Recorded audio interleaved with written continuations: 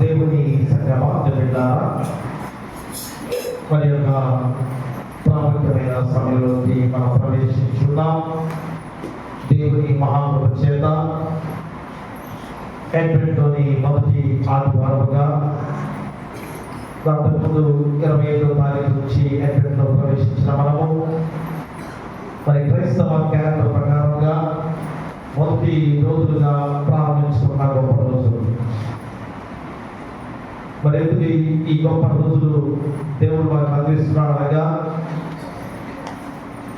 మరి దేవాది దేవుడు కుమారుడుగా ఈ లోకానికి దిగి వచ్చిన సందర్భాన్ని మనం జ్ఞాపకం చేసుకోవాలి. ఎందుకు ఈ లోకానికి ఆయన మరావతరుడుగా దిగి వచ్చాడు, ఎందుకు ఈ లోకానికి మానవ రూపంతో అందించాడు మనందరికీ తెలిసిన విషయమే. ఎందుకనగా ప్రతిరోజు కూడా ఈ విధంగా మనము దేవుని గురించి చెప్పుకుంటూనే ఉన్నాం. ఎందుకనగా ఇశ్రాయేలు జనాంగాన్ని నా స్వాస్థ్యం అన్న దేవాది దేవుడు ఎంతో పునర్బందీగా ఐగుప్తు చెరలో నుంచి నడిపించిన దేవాది దేవుడు మరి ప్రతి విషయంలో కూడా హక్కులు చేర్చుకున్న దేవాది దేవుడు. అలాంటి ఇశ్రాయేలు జనాంగము దేవుని మాట వినకుండా, దేవుని మార్గంలో నడవకుండా పదే పదే దారి తప్పిపోతూ దేవుని విరుద్ధంగా జీవిస్తున్న విధానాలలో ఇక దేవునికి కోపం వచ్చింది. కానీ వీరిని నష్టపరిచేయట ఇష్టం లేక మా ప్రేమ ఇందులో ఆయనలో పెంపొందించుకున్న దేవాది దేవుడిగా 400 సంవత్సరాల నిశ్శబ్ద కాలంగా ఈ లోకమంతా కూడా జీవించిన క్షణాలు. దేవుని మాట, దేవుని పలుకులు, మా దేవుడు మాట్లాడే విధానాలు, మరి ప్రవక్తలు పలికే పలుకులు ఇవన్నీ కూడా లేకుండా 400 సంవత్సరాల నిశ్శబ్ద కాలంగా మన లోకమంతా కూడా జీవించిన క్షణాలు. అప్పుడు అందరూ కూడా ఎంతో మంది భక్తి కలిగిన వారు, ఎంతో మంది దేవుని యందు భయభక్తులు కలిగిన వారందరూ కూడా మోకరిల్లి కన్నీటితో ప్రార్థన చేస్తూ ఎంత పవిత్రమైన జీవిత విధానాలలో ముందుకు సాగుతున్న క్షణాలలో ఎంతో మంది ప్రార్థన ఫలితమే ఆయన కుమారుడుగా లోకానికి దిగి వచ్చిన సందర్భం. మెస్సేజ్గా నేను వస్తాను అని పదే పదే లేఖన భాగాల్లో తెలియజేయబడిన సందర్భాలు మరి ఎవరు కూడా గ్రహించని వారిగా ఉన్న సందర్భం కూడా మనందరూ చూస్తున్నాం. అలాంటి విధానంలో ఆ మెస్సియాగా యేసు క్రీస్తు వారు అవతరించిన ఆ గొప్ప క్షణాల్లో మన లోకమంతా కూడా ఎలాంటి స్థితిలో ఉంది, మా మరణఛాయలో జీవించే జీవితాలతో జీవిస్తున్నాం. అయ్యో దేవుడు మనతో మాట్లాడట్లేదు ఏంటి, మన పరిస్థితి ఏమిటి, మన జీవితాలు ఏమిటి అనే ఆలోచనలో వెళ్ళిపోయిన మానవ జాతికి, మా చీకటిలో జీవించే మానవ జాతికి వెలుగునిచ్చిన దేవాది దేవుడు. ప్రపంచ మానవ లోకం కూడా మా వెలుగును ప్రసాదింపజేసిన రోజులుగా మళ్ళా ఈ నూతన క్యాలెండర్గా నూతన రోజుల్లో ప్రవేశింపజేసుకునే గొప్ప విధానం. కాబట్టి క్రైస్తవ క్యాలెండర్ ప్రకారంగా నూతన సంవత్సరంలోకి మనము 25వ తారీఖు నుంచి ప్రవేశింపజేస్తున్న రోజులు. ఇది యేసుక్రీస్తు వారు ఎప్పుడైతే ఈ లోకానికి అందించాడో అప్పటి నుంచే మొదటి రోజులుగా మళ్ళా తిరిగి మన జీవితాన్ని ఎంతగా నడిపించిన దేవాది దేవుడు. కాబట్టి ఈరోజు యేసుక్రీస్తు వారు లోకానికి మానవుడుగా ఈ జన్మించిన విధానమే మా లోకానికి వెలుగు తెచ్చుకున్న గొప్ప విధానం. అందుకే ప్రపంచ మానవాళికి కూడా ఈ క్రిస్మస్ వేడుకల్లో మా లైట్ల కాంతితో వెలుగుతో నింపుకునే గొప్ప విధానం. చాలా మంది ప్రతి వీధిలో స్టార్స్ వెలిగించుకుంటూ ఉంటారు, ప్రతి గృహానికి కూడా లైట్లు అలంకరించుకుంటుంటారు. ఎందుకంటే ఇతర దేశాల్లో ప్రతి ఒక్కరు కూడా ఈ నెలంతా కూడా వారికి పండగే. మా నెలంతా కూడా సర్వదినాలుగా ప్రకటించుకుంటే దేశాలు చాలా చాలా దేశాలు ఉన్నాయి. క్రిస్మస్ అంతా కూడా సర్వదినాలుగా ప్రకటిస్తారు. చూడండి ఎంత ప్రాముఖ్యమైన ఈ పండుగ, మన జీవితాలకి వెలిగించిన పండుగ ఈ క్రిస్మస్ పండుగ. కాబట్టి ఎందుకని మళ్ళా మనం ఈ పండుగ జరుపుకుంటున్నాం? చాలా మంది మళ్ళా అదే మాటలు అనుకుంటుంటారు. క్రిస్మస్ పండుగ ఇప్పుడు జరుపుకోవడం ఏంటి? ఆయన ఎప్పుడో జన్మించాడు కదా, మళ్ళా క్రిస్మస్ పండుగ మనం ఎందుకు జరుపుకోవాలి అనే ప్రశ్న కూడా వేస్తుంటారు. ఎందుకని మనం జరుపుకుంటున్నాం? అడ్వెంట్ అంటే అర్థం ఏంటి? అడ్వెంట్ అనగా ఆగమనము లేక మా రాకడ అనే మాట కూడా గుర్తు చేసుకోవాలి. అడ్వెంట్ అనగా అర్థం ఏంటి? ఆగమనము లేక ముందుగా రావడం. అడ్వెంట్ అనగా లాటిన్ భాషలోని అడ్వెంటిస్ అనే పదం నుండి వచ్చిన అర్థం. దానికి అర్థం ఏంటి? రాకడ లేక ఆగమనము, ప్రవేశము లేక బహునిరీక్షణ తర్వాత వచ్చు కాలము. ఇవన్నీ కూడా ఎందుకంతగా అర్థాన్ని స్మరించే మరి ఈ మాటలు మనం గుర్తు చేసుకోవడానికి చాలా జాగ్రత్తగా ఆలోచించేయండి. ఎందుకనగా దీన్ని గ్రీక్ భాషలో తర్జుమా చేసినప్పుడు పరౌసియా అనే పదాన్ని ఉపయోగించారు. మా గ్రీక్ భాషలో పరౌసియా అనే పదం ఉపయోగించారు. ఏమిటి పరౌసియా అనగా? మా పరౌసియా అనగా అర్థం ఏంటి? రెండవ రాకడ. గ్రీక్ భాషలో పరౌసియా అనే దానికి అర్థం ఏంటి? రెండవ రాకడ. అదేంటంటే మొదటి రాకడ గురించి మనము పండగ జరుపుకుంటాం కదా, మీరు ఆలోచన చేస్తున్నారు కదా. మనం దేవుడు సిద్ధపాటు మొదటి రాకడగా వచ్చాడు, వచ్చి మన జీవితాన్ని రక్షింపజేసి మా పునరుద్ధరణగా తిరిగి లేచి తండ్రి కృపార్శ్వము కూర్చొని నీకు నాకు మనందరికీ కూడా స్థలం సిద్ధపరిచి తిరిగి రెండవ రాకడగా రాబోతున్నాడు. అది మీరు మా ఎవరైనా క్రిస్మస్ పండుగ జరుపుకుంటారేంటి అని అడిగితే ఈ రీతిగా మీరు చెప్పాల్సిన జవాబు, మొదటి రాకడగా వచ్చినప్పుడు అందరూ కూడా తెలియని వారిగా జీవించారు, పాప మార్గంలో జీవిస్తున్నాం, భయంకరంగా చీకటిలో మరణఛాయలో జీవించిన వారిగా ఉన్నాం. ఆయన ఎరగని వారిగా జీవించి చివరికి ఆయన సిలువకు బలియాగంగా అర్పించిన మానవ జీవితాలు. కాబట్టి ఈరోజు ఎలా ఉండాలి? ఎంత గొప్ప ప్రణాళికగా మానవ జాతిని రక్షింప చేయడానికి కుమారుడుగా లోకానికి వచ్చి మనకు సిలువ యాగంగా అర్పించుకొని తిరిగి లేచి పునరుద్ధరణగా తండ్రి ఇప్పుడు భాషలో కూర్చొని మళ్ళా రెండవ రాకడగా రాబోతున్నాడు. మరి ఈసారి ఎలా వస్తాడు? మొదటి రాకడ ఎలా వచ్చాడు? యేసుక్రీస్తు మొదటి రాకడలో ఎవరిగా చూసాం చెప్పగలరా? యేసుక్రీస్తు వారు మొదటి రాకడలో ఎలా వచ్చాడు? ఒక రక్షకునిగా లోకానికి వచ్చిన దేవాది దేవుడు. మొదటి రాకడలో యేసుక్రీస్తు వారు ఒక రక్షకునిగా లోకానికి వచ్చిన గొప్ప విధానాన్ని మనందరం కూడా చూసాం, తరించాం. జన్మలు ధన్యకరంగా మార్చబడ్డే గొప్ప విధానం. కానీ రెండవ రాకడ ఎలా వస్తాడు? రెండవ రాకడ ఎలా వస్తాడు? ఒక న్యాయాధిపతిగా రాబోతున్నాడు అనే మాట ప్రతి ఒక్కరు కూడా గుర్తు చేసుకోవాలి. ఇక రక్షించడం అయిపోయింది, రక్షణ భాగ్యంలో నడిపించడం అయిపోయింది, మా రక్షణ మార్గంలో నడుస్తున్నాం. కానీ రెండవ రాకడగా దేని వస్తున్నాడు? ఆయన ఒక న్యాయాధిపతిగా రాబోతున్న ఆ గొప్ప సందర్భాన్ని మనం గుర్తు చేసి ఈ క్రిస్మస్ వేడుకలో మనందరం కూడా ప్రయాణం చేయాలి. అందుకని first coming of Jesus Christ as saviour, మొదటి రాకడగా ఒక రక్షకుడుగా లోకానికి వచ్చిన వాడు. So and to his second coming as judge అనగా రెండవ రాకడ ఎలా వస్తాడు? ఒక న్యాయాధిపతిగా లోకానికి రాబోతున్నాడు. మరి ఎందుకు న్యాయాధిపతిగా రాబోతున్నాడు? మన తీర్పు జరిగే సందర్భాన్ని కూడా నీకు గుర్తు చేస్తున్నాడు. కాబట్టి ఈ రోజు అంతా కూడా ఆలోచన చేసుకోవాలి. అయ్యో, ఆ తీర్పులో నేను ఏ యొక్క స్థానంలో జీవించగలను? స్వార్థుల ద్వారా 25వ అధ్యాయంలో మనకు గుర్తు చేసే సంఘటన కదా. కుడివైపున గొర్రెలు, ఎడమవైపున మేకలు. అనగా కుడివైపున ఉన్న వారందరూ కూడా దేవుని రాజ్యంలో వారసులుగా ఉండబోతున్నారు, ఎడమవైపున మా అజ్ఞానులు చావులుగా ఉండబోతున్నారు. అందుకనే జరిగిన మొన్న ఆదివారంలో ఏమొచ్చింది? బుద్ధిగా కన్యకలు, బుద్ధి లేని కన్యకలు.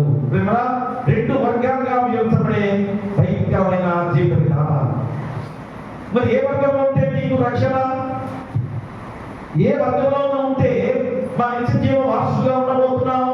అనగా ఆ యొక్క కుడివైపున ఉన్న మార్గంలో నడిస్తే బుద్ధిగా కనికరం వలె ఆ మార్గంలో ఉన్నట్లయితే నువ్వు రక్షించబడతావు, నిత్య జీవ వారసుగా ఉండబోతున్నావు.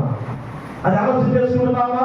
క్రిస్మస్ పండుగ అంటే ఏదో డబ్బులు కూడబెట్టుకొని 25వ తారీఖున మాత్రమే పండుగ జరుపుకునే విధానంలో విచ్చలవిడిగా ఖర్చు చేసుకోవాలనే ఆలోచనతో ఉండే మానవ జాతిగా ఉంటున్నవారు ఉన్నారు. కానీ ఈ రోజైనా మార్పు చెందాలి.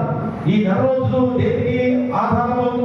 అమ్మా, ఈ చలికాలంలో ఈ సమయంలో యేసుక్రీస్తు వారు పుట్టాడు. ఎందుకంటే ఆయన పుట్టిన ఆ డేట్ సరిగ్గా ఎవరికి కూడా తెలియదు. ఎందుకంటే అప్పుడు అజ్ఞానంలో జీవించిన జనాంగం 25వ తారీఖునే పుట్టారనే ఆధారాలు అమ్మా కొద్దిగా వాళ్ళు కొంతమంది వేరే వేరే వాటి ద్వారా అంచనా వేశారు. కానీ ఇదే కాలంలో ఇదే సమయంలో ఆయన పుట్టాడు కనుక ఈ నెల రోజులు కూడా మనము ఈ క్రిస్మస్ వేడుక జరుపుకునే గొప్ప సందర్భం. కాబట్టి ఈ నెల రోజులు కూడా మనం ఏం చేయాలి? ఈ క్రిస్మస్ పండుగ అంటే ఎలాగా? నీకు నువ్వుగా చేసుకునే ఆరాధన, నీకు నువ్వుగా పండుగ జరుపుకునే విధానమా? కాదు. ఈ నెల రోజులు కూడా మా ప్రతి ఒక్క ఫారిన్ కంట్రీస్ లో, ఇతర దేశాల్లో పేదవారికి సహాయం చేయడానికి సిద్ధంగా ఉండే రోజు. నీకు వచ్చిన దానిలో ఏదో ఒక వంతుగా కొద్దిగా తీసి పేదవారికి పంచించే విధానం. ఎందుకంటే లేని వారు ఈ పండుగ జరుపుకుంటా ఉంటారు కదా. మరి అలాంటి వారికి ఏదో ఒక వస్త్రాలు ఇవ్వటమో, లేకపోతే పండుగ సమయాల్లో విధానాలపై కానీ, లేకపోతే దిక్కులేని వారికి కానీ ఏదో నూతన వస్త్రాలు ముద్రించడం కానీ ఈ యొక్క క్రిస్మస్ వేడుకల్లో మనం చేసుకునే గొప్ప ఆరాధన. ఒకరిగా ఒకరి ప్రేమ చూపించుకునే గొప్ప సందర్భం. అందుకనే మా క్రిస్మస్ గా ఏర్పాటు చేసుకునే విధానంలో మొన్న 25వ తారీఖున స్టార్ట్ అయింది కదా. 6వ డే క్రిస్మస్ టీ కూడా చర్చిల్లో ఏర్పాటు చేస్తుంటారు. ప్రతి ఒక్కరు ఏం చేస్తారు? ఏదో ఒక వస్తువు కొనుక్కొని దాన్ని ప్యాక్ చేసేసి ఆ క్రిస్మస్ టీకి ధరిస్తూ ఉంటారు. ఎంత ఖరీదైనా దాంట్లో ఎంత ఖరీదు కాదని కాదు, వారికి తోచిన విధానంలో, అంటే వారికి ఏ విధమైన ఆర్థిక స్థితిలో ఉన్నారో దాని ప్రకారంగా ఎవరు వారు తీసుకొచ్చడానికి పెట్టుకుంటారు. మరి 20వ తారీఖున చివరి రోజుగా ముగిసిన తర్వాత ఆ రోజంతా కూడా ఆరాధన తర్వాత సాయంత్రం సమయంలో వరుసగా వచ్చి ఆ క్రిస్మస్ చెట్టుకు ధరించిన వస్తువుని తీసుకుని అని చెప్తారు మాస్టర్ గారు. అక్కడ వారుగా వచ్చి ఎవరో వస్తువులు తీసుకుని వెళ్తూ ఉంటారు. దానిలో ఎదుగుదని కాదు, అది ఒక విధానంలో. ఎందుకంటే పేదవారికి సహాయం చేసే విధానంలో ఏం చేసేవారు? చిన్న బిడ్డలు కూడా పోటీ పడేవారు. చిన్నబడిన బిడ్డకి ప్యాకెట్ మనీ ఇస్తారు ఇతర దేశాల్లో. ఇదిగో నన్ను పొందా కాకుండా ఈ నెల జీతంలో నీకు కొద్దిగా ఇస్తున్నామా, ఆ డబ్బులు నెల రోజులు ఖర్చు పెట్టుకొని పాకెట్ మనీగా ఇస్తుంటారు. అదే మా వారికి ఇస్తారాగా. మన దేశాల్లో ఆ పాకెట్ వేస్తే ఏం చేస్తారు? ఒక్క రోజులోనే ఎత్తుగా ఖర్చు పెట్టి, అలాగే మా ఎన్ఎస్ మాస్టర్ గారు అంతే చేసేవాడు. మా పార్టీ విధానంలోనే వారిద్దరు బిడ్డలకి ఆ పాకెట్ మనీ నెల జీతం ఇచ్చేవాడు. ఇప్పుడు చూస్తే ఇద్దరు కూడా భయంకరమైన తాగుబోతులుగా మారిపోయారు. ఆయనే మంచి ఎన్ఎస్ మాస్టర్ గా మంచి పేరు తెచ్చుకున్నవాడు. అలాంటి విధానాలు అంటే మన ఆచారాలుగా మన ప్రాంతాల్లో అవి కుదరవు. కానీ ఇతర దేశాల్లో పాకెట్ మనీగా ఇచ్చే ఆ డబ్బులు ఏం చేస్తారంటే బిడ్డలు దేవుడి కొరకే ఖర్చు పెడతారు. సండే స్కూల్ పిల్లలు వారు అవి నెలంతా కూడా మనము ఏదో ఒక సహాయం చేయాలి కదా, ఇతరులకి మనం అందించేవాడికి ఉండాలి కదా అని చిన్నపిల్లల కాల్చే ఆలోచన వారి వస్తూ ఈ రీతిగా క్రిస్మస్ చెట్టుకు పెట్టే అలవాటు ద్వారా మా పేదవారికి సహాయం చేసే గొప్ప సన్నివేశాన్ని మనమందరం కూడా చూసుకునే గొప్ప విధానం. కాబట్టి ఈరోజు ఈ క్రిస్మస్ వేడుకలో మన జీవితాలందరూ కూడా వెలుగుమయంగా మార్చబడిన జీవితాలుగా ఉన్నాయి కనుక మనకు తోచిన సహాయం ఇతరులకు చేసే గొప్ప పండుగే ఈ క్రిస్మస్ పండుగ. అంతేగాని నీకు వచ్చింది ఉన్నదంతా ఇచ్చేయమని కాదు. మన ఈ ఉన్నదాల్లో ఏదో ఒక సహాయం ఎవరికో ఒకటికి ఏదో ఒక సహాయం చేయాలి అనే ఆలోచన రావాలి. అదే క్రైస్తవులుగా మనం చేసే గొప్ప ఆచారమైన క్రిస్మస్ పండుగ. కాబట్టి 20వ తారీఖు పండుగ కదా, ఆ రోజు వరకు నేను కష్టపడి డబ్బులు కూడగట్టుకొని విచ్చలట్టుగా నేను ఖర్చు పెట్టుకోవాలనే ఆలోచన మనందరం చేసేవారిగా ఉన్నాం. కానీ అలా కాదు. పేదవాడికి సహాయం చేసే పండుగే క్రిస్మస్ పండుగ. ఆ గొప్ప విధానం ద్వారా ఈరోజు మన జీవితాలు ఈ వెలుగుతున్న ఈ గొప్ప సమయంలో ఈ యొక్క చక్కటి లేఖన భాగాలు దేవుడు మనకు గుర్తు చేస్తున్నాడు. ఒకటి అనగా ఇర్మియా ప్రవక్త ద్వారా 33వ అధ్యాయంలో 14 నుంచి 18 వచనాలు మాకు గుర్తు చేసే గొప్ప సమయం. మరి ఏంటి ఇక్కడ ఇర్మియా ప్రవక్త మరి ఎంత గొప్ప జీవిత విధానాన్ని మనకు గుర్తు చేసే సమయంలో చూడండి, అక్కడ ఏమన్నాడు? ఆ దినమున అనే మాట 3 సార్లు వచ్చిన సందర్భం కదా. 14 నుంచి 18 వచనాల్లో తర్వాత చూసుకోండి. దాంట్లో 3 సార్లు ఆ దినములు రానున్నవి అనే మాట గుర్తు చేస్తున్నాడు కదా. చూడండి, ఆ దినములలో ఆ కాలం అంతే అలాంటి మాట 3 సందర్భాలుగా వచ్చిన సందర్భం. ఎందుకని ఇర్మియా ఆ దినములు అనే మాట ఎందుకు ఉపయోగించాడు? మరి ఎందుకనగా ఆ దినం ఏ సందర్భంలో ప్రత్యక్షమవుతాయని, మరి ఆ దినం వస్తున్నాయని, ఏ కాలంలో వస్తుందని ఆ ఇర్మియా ప్రవక్త ప్రవచించాడు. అదే ఈరోజు మనం గుర్తు చేసుకోవాలి. అదే ఇర్మియా యూదాలో రాజకీయ కథనంతో జరిగిన 40 సంవత్సరాల కాలంలో అనగా క్రీస్తు శకం 627 నుండి 586వ సంవత్సర కాలంలో ఈ యొక్క వాక్యాన్ని మనం గుర్తు చేసిన సందర్భం. చూడండి, 627 నుంచి 586 క్రీస్తు పూర్వంలో ఈ మాటలు ఎందుకు గుర్తు చేశాడు, ఎందుకు ప్రవచించాడు అనగా ఆ 4 దశాబ్దాల్లో 5 రాజులు చాలా గొప్ప రాజుగా ఎదిగారు. ఎదిగినా కానీ 5 రాజులు కూడా ఏమైపోయారు? పతనమైపోయిన క్షణాన్ని గుర్తు చేసుకున్న విధానం. ఎందుకంటే వాళ్ళలో ఒక సంవత్సరం కూడా రాజుగా పరిపాలించలేని విధానం. దేనికి? రాజకీయ అస్థిరత చుట్టుపక్కల ఉన్న ఖైదీలకు ఒక అవకాశంగా మార్చబడిన సందర్భం. ఎందుకంటే వాళ్ళు రాజకీయంగా ఎలాంటి విధానంలో దేవుడంటే ఇంకనో వాళ్ళు తెలుసుకోలేని వారిగా జీవించి, అయ్యో మేము రాజులు కదా, రాజ పరిపాలనలో మేమంతా కూడా గొప్పగా ఉండాలని ఆలోచన చేశారు. కానీ వారు దేవుడు లేకుండా ఎలాగ రాజకీయ పరిపాలన చేస్తారు? చూడండి, ఈ రోజు అదే, ఆ రోజు కూడా అదే. ఆ సందర్భంలో వారు చూడండి ఖైదీలు ఆ అవకాశాన్ని చేర్చుకుని ఏం చేశారు? దక్షిణాది రాజ్యమైన యూదా రాజ్యంపై ఎన్నో కుట్రలు పడిన సందర్భం. మరి ఇప్పుడు కొంచెంగా రాజ్యాన్ని ఆక్రమించుకొని నాయకులను చదవడానికి అవకాశము దొరికిన సందర్భం. మరి అలాంటి సందర్భంలో సిద్కియా అనే రాజు ఆ రాజ్య పరిపాలనలో క్రీస్తు పూర్వం 597 586వ సంవత్సరంలో నెమ్మదిగా జరిగిన ఈ ఆక్రమణ ఏం జరిగింది? యెరూషలేము మరియు దావీదు వంశం చెరపట్టడంతో పరాకాష్ఠకి చేరిన సందర్భం. చూసారా? 597 క్రీస్తు పూర్వం 597 586వ సంవత్సరంలో పూర్తిగా యెరూషలేమును మరి అక్కడ ఉన్న ప్రతి ఒక్కరిని కూడా దావీదు వంశం అంతా కూడా చెరపట్టబడిన సందర్భం.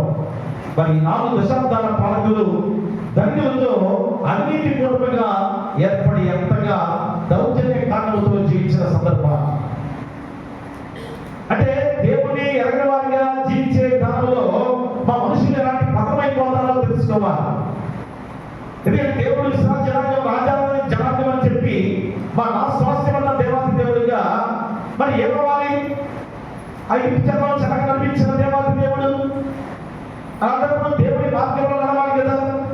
దేవుని యొక్క ఆ మార్గంలో నడుస్తూ దేవునికి విశ్వాసంతో భక్తిపరమైన దానిలో ఉండాలి కదా. అలా లేకుండా మేము రాజు పరిపాలన ద్వారా మేము జీవించే విధానం బాగుందని చెప్పేసి దేవుని ఎరగవాడిగా జీవించే సందర్భం. అలాంటి విధానంలో యెహోవా దేవుడు తిరుగులేని నిబంధన చేసిన పేదపక్షంగా ఉండి వారిని రక్షించాల్సిన రాజులు ధనికులుగా ఉండి వారు ఏం చేశారు? పేదలను అణిచివేసే సమయంలో, ఆ యొక్క సమయంలో ఉన్న సమయం కాబట్టి వారు ఏం చేయాలి? మన పేదవారిని రక్షించే రాజులుగా ఉండాలి. కానీ వారు ధైర్యంతో సమాసం పెట్టారు. ధైర్యంతో సమాసంతో పేదవారిని ఇద్దరు అనుకుంటారనే పరిపాలన చేసిన వారు రాజులుగా ఉన్నవారు. కాబట్టి ఆ అన్యాయాలను ఖండించాల్సిన ప్రవక్తలు కూడా దుష్టతను సమర్థించారు. యాజకులైన వారు కూడా సమర్థించాల్సిన బదులు కాళ్ళు సిగ్గు లేకుండా దోచుకున్న సందర్భాలు. ఎందుకు ఈ చరిత్ర చెప్పేదంటే, మా ఇర్మియా ప్రవక్త ఎందుకు ఈ లేఖనాన్ని ప్రవచించాడు?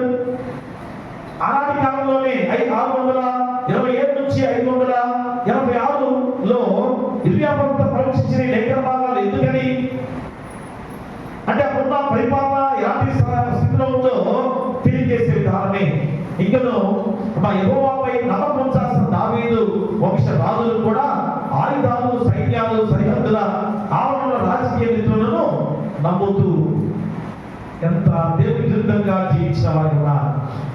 అందుకని అక్కడే దావీదు చిగురు అనే మాట మనందరికీ తెలుసు కదా. మా దావీదు చిగురు అనే మాట ఎందుకు వచ్చింది? మా యెహోవా దేవుడితో చేసుకున్న నిబంధనలో విఫలమైన సందర్భాన్ని మనం తెలియజేస్తున్నారంటే, దావీదు చిగురుగా మరి ఆ చిగురు వచ్చిన చిగురు ఏమవుతుంది? పెద్ద చెట్టుగా మారిపోయే విధానం కదా. చిగురే కొమ్మగా మారుతుంది, ఆ కొమ్మలే పెద్ద వృక్షంగా మారిపోయే విధానం. కానీ చివరికి ఎలాంటి పరిస్థితుల్లో వారు ఉన్న సందర్భాన్ని గుర్తు చేస్తున్నట్టయితే, జీవానికి సంబంధించిన ఆలోచన లేకుండా పోయిన రోజులు. ఇక మనం జీవిస్తామా, ఇక పూర్తిగా నశించిపోతామా అన్న సందర్భాల్లో ఈ ఇర్మియా ప్రవక్త 33వ అధ్యాయానికి వచ్చేసరికి ఇర్మియా కల్దీల చెరలో ఉన్న సందర్భం. ఇర్మియా కూడా ఎక్కడ? చెరసాలలో బంధించబడ్డాడు. కల్దీల చెరలో బంధించబడ్డ వాడిగా ఉన్నాడు. కాబట్టి ఆ చెరసాలలో నుండి కూడా మొదటి 29 అధ్యాయంలో ఈ ఉత్తర ప్రవక్త రాబోయే యెహోవా గురించి ప్రకటించాడు. మిగతా 29 అధ్యాయంలో చూసారా? ఆ 29 అధ్యాయాల్లో ఎంత ఉత్తరంతో కూడిన దేవుడితో ఎంత భయంకరంగా ఉంటుందో ప్రతి వాక్యాన్ని కూడా ప్రతి ఒక్కరు కూడా ప్రవచించిన గొప్ప ప్రవక్తే ఈ ఇర్మియా ప్రవక్త. కాబట్టి ఉత్తర ప్రవక్త రాబోయే యెహోవా గురించి ప్రకటించాడు. ఆ సందర్భంలో యెరూషలేము పతనము మరియు ప్రముఖుల చెరపట్టబడటం యెహోవా శిక్షగా ఆయన వ్యాఖ్యానించిన సందర్భాలు ఎన్నో దాంట్లో ఉన్నాయి. మరి పతనం తర్వాత ఇర్మియా విలాప వాక్య గ్రంథాన్ని విలపిస్తూ రాసిన సందర్భాన్ని కూడా మనం గుర్తు చేస్తున్నాడు. చూసారా? మా పతనమైన తర్వాత ఏం జరిగింది? విలాప వాక్యాలు మనకి గ్రంథం, దాంట్లో విలపిస్తూ రాసిన సందర్భాన్ని మనం గుర్తు చేస్తున్నాడు. కానీ అందరూ ఏం చేస్తున్నాం? ఇర్మియా ఏడుస్తూ రాశాడు అనుకుంటున్నాం కదా. మా ఏడుస్తూ రాసినది కాదు. ఎందుకంటే నిరాశలో కాదని మనం గమనించుకోవాలి. ఎందుకు ఏడుస్తున్నాడు? నిరాశపరం కాదు, దుఃఖిస్తూ కన్నీటితో ప్రార్థనతో దేవుని వేడుకుంటూ రాసిన విలాప వాక్య. అంటే కన్నీటితో దేవుని అడిగితే మన దేవుడు ఎలాగ నీకు సాయం చేస్తాడు? అలాంటి సందర్భంలో మా తను యూదా నాయకులు చెరపట్టబడటంతో ఇర్మియా తన పంథాను మార్చుకున్నాడు. ఇక నేను ఇలాగా ప్రవచించకూడదు, ఇలాగా బోధించకూడదు. కాబట్టి నేను ఎలాగా బోధించాలో కాబట్టి అలాగా బోధించాల్సిన విధానాన్ని మార్చుకొని యెహోవా స్థిరమైన ప్రేమలో ఆయన స్మరించుకుంటూ నిరీక్షణను అందించిన వాడిగా ఉన్నాడు. మొక్కల దగ్గరికి వెళ్ళి, మా సరాసరి దగ్గరికి వెళ్ళి అది నువ్వు చస్తావు, దేవునికి విరుద్ధంగా జీవిస్తున్నావు కనుక అంతకుముందు అనే మాటలే ఇర్మియా ప్రవక్త ఖచ్చితంగా ఎదుటి వాళ్ళ దగ్గరికి వెళ్ళి చెప్పేవాడు. కానీ మీరు మారని విధానంలో ఉన్నారు కనుక అక్కడ పందాలు మార్చుకున్నాడు. కాబట్టి దేవుని ప్రేమ ఇంటిలో మా దేవుడు ఎలాంటి గొప్పవాడో గుర్తు చేస్తూ నిరీక్షణతో ఉండే ప్రతి వారు కూడా ఖచ్చితంగా దేవుని ప్రేమను పొందుకుంటారు అని ఇర్మియా వల్ల గొప్ప విధానంలో మార్చబడ్డ గొప్ప విధానం. అందుకే తన పట్ల మా ప్రేమ దేవుని అశించమైన ప్రేమ మాత్రమే మన జీవితాలకు ఆధారం అని చెప్పేసి ఇర్మియా ప్రవచించిన ఈ లేఖనమే ఈ 33వ అధ్యాయంలో 14 నుంచి 18 వచనాలు కలిగిన గొప్ప సందర్భాలు. ప్రియ దేవులారా, కాబట్టి ఎందుకు ఈ లేఖన భాగాన్ని ప్రవచించిందో ఇర్మియా ప్రవక్త గురించి మనం గుర్తు చేసుకోవాల్సిన బాధ్యత మనపడింది. కాబట్టి ఈరోజు ఈ 3 లేఖన భాగాలలో మన ఎంత ప్రాముఖ్యమైన విధానాలు దేవుడు గుర్తు చేస్తూ మనకు తెలియజేసే సందర్భాలే. మరి అందుకనే తర్వాత అపోస్తలుడైన పౌలు ద్వారా మనం గుర్తు చేసుకున్నట్లయితే మా అపోస్తలుడైన పౌలు కూడా ఏమవుతుందో చెప్తున్నాడు. ఇక్కడ పరిస్థితి సంఘానికి కూడా తెలియజేస్తున్నాడు. మా పరిస్థితి సంఘం కూడా ఎలా ఉన్నారు? మా దేవుడు బలమైన వారే, కానీ రాబోయే వారు దేవుడితో విరుద్ధమైన జీవితాలతో జీవించేవాడిగా ఉండకూడదని ఆ పరిస్థితిలో ఆ సంఘాన్ని హెచ్చరిక చేస్తూ రాసిన సందర్భాలు. ఇక లోకాస్వార్థుల ద్వారా మనం గుర్తు చేసుకున్న సందర్భాన్ని మనం గుర్తు చేసుకుంటే మా జకరియా ఎలిజబెతులు కూడా వారు ప్రమాదకరమైన రోజుల్లో జీవించిన వారే. మా వర్మ సమయంలో కూడా ప్రమాదకరంగా జీవించిన సందర్భాలే. అలాంటి జీవిత విధానంలో ఈ 3 లేఖన భాగాలు ఎందుకు గుర్తు చేస్తుంది? మా యెహోవా ఆపదలో ఉన్న వారికి ఆశపడుతున్నాడు అనే మాట గుర్తు చేసే సందర్భం. మా యెహోవా దేవుడు ఆపదలో ఉన్న వారిని రక్షించే దేవుడు.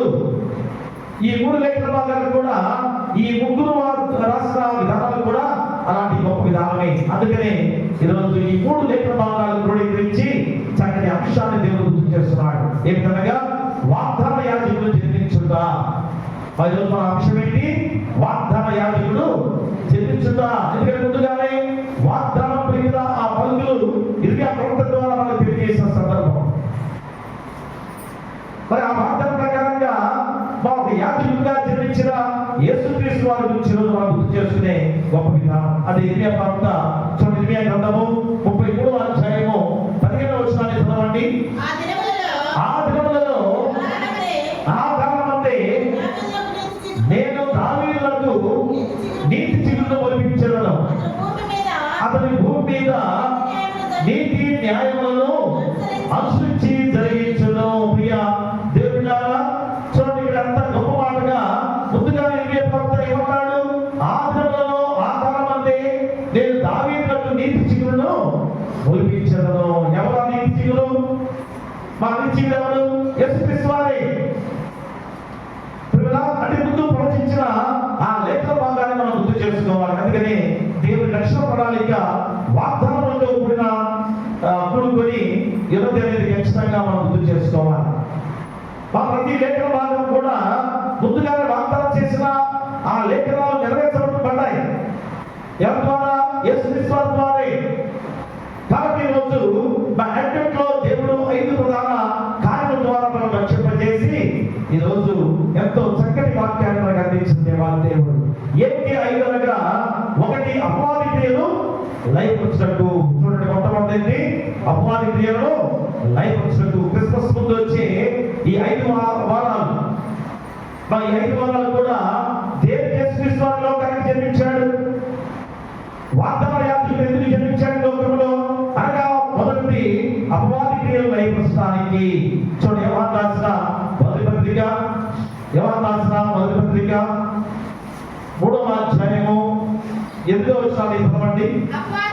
ఆ అపవాది మొదటి నుండి పాపం చేయించున్నాడు కనుక పాపం చేయవాడు అపవాది సంబంధి.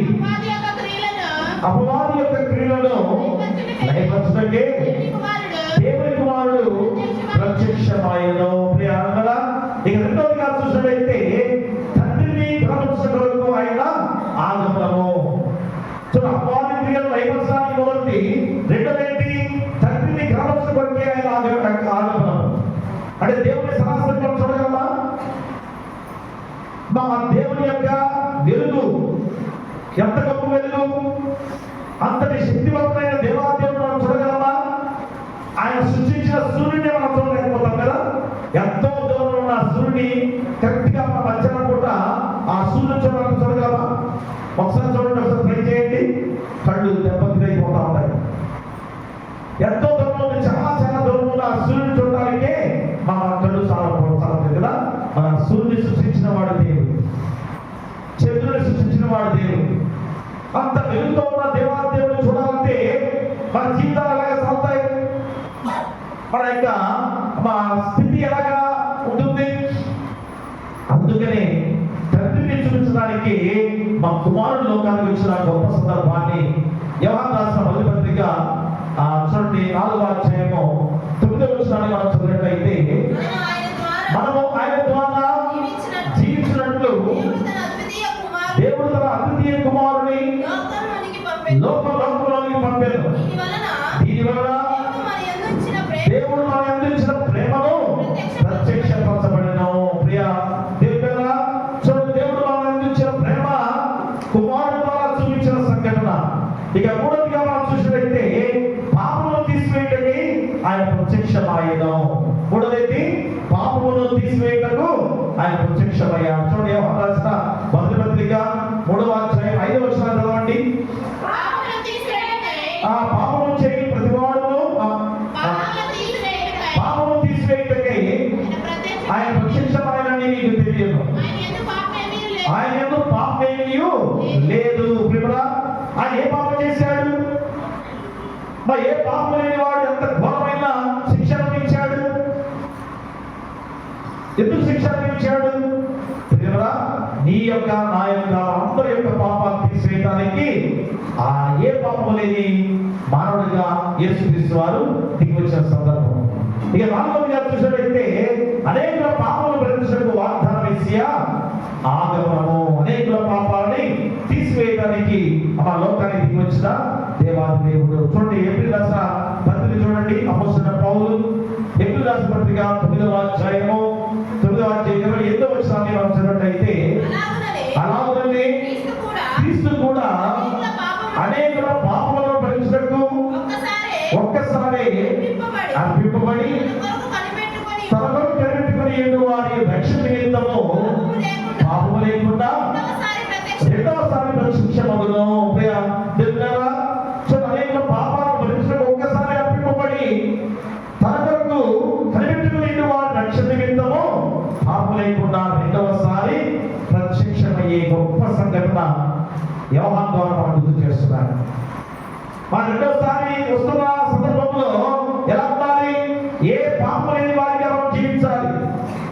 పరిశుద్ధమైన పవిత్రమైన జీవితాలతో మనం ఉండాలి. అది ఈరోజు చెబుతున్న ఆ గొప్ప మాట.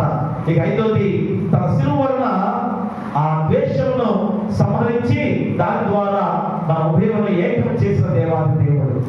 చూసారా, మన శిలువ మరణం ద్వారా దేవుని యొక్క మా కోపాన్ని ఉగ్రత తగ్గించిన యేసుక్రీస్తు వారు. దాని ద్వారా మనల్ని దేవునికి మనకి మధ్య వారిగా యేసుక్రీస్తు వారిని ఏకం చేసిన దేవాది దేవుడు యేసుక్రీస్తు వారు. అందుకని ఈ లోకానికి అందించిన యేసుక్రీస్తు వారు. తండ్రికి మనకి మధ్య వారిగా ఉన్నాడు.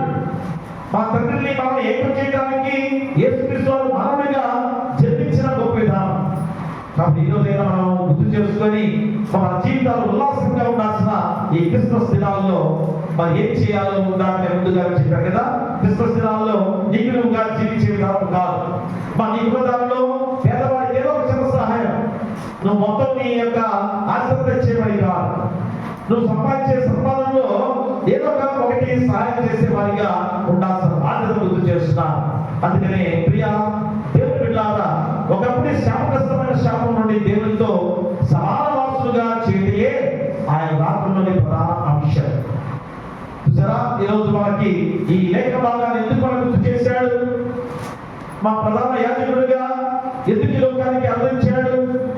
కాబట్టి ఈరోజు అంశం కూడా ఏంటి? వాగ్దాన యాజకుడు జన్మించుతా అనే అంశాన్ని ఎందుకు గుర్తు చేశాడుగా, ఒకప్పుడు శాపగ్రస్తమైన శాపం నుండి దేవుడితో సమానవాసుగా చేయటే ఆయన రాకడలో ఉద్దేశము. చూసారా, మన పాపంతో దేవునితో పడ్డా, పాప జీవితాలతో దేవుని దూరం అయిపోయా. అలాంటి వారిని దగ్గరగా చేయడానికి మా యేసుక్రీస్తు వారు లోకానికి అందించిన దేవాది దేవుడు.